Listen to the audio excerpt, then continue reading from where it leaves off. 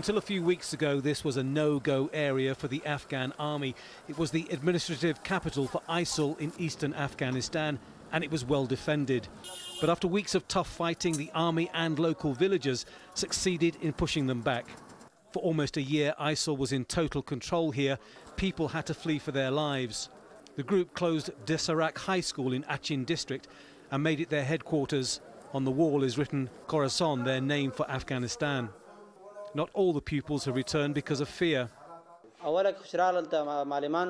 They told us this school was part of the infidel, non-believers, and they prevented us from learning. In the nearby village of Achin, they were given a more brutal lesson. The villagers told us that captured soldiers and anyone who resisted were beheaded or shot. This lady says she lost 2 grandsons.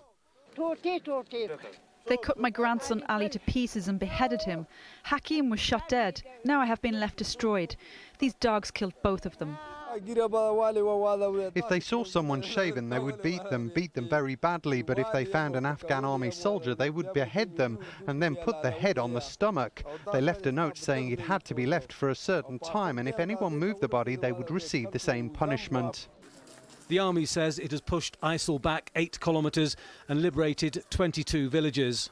The Afghan army says ISIL forces in this area are largely made up of foreign insurgents, mostly from Pakistan. That is why they say, unlike Syria and Iraq, few locals have flocked to join. In fact, most Afghan factions have turned against them. Villagers have now formed their own militias to protect the district, leaving the army to concentrate on other areas.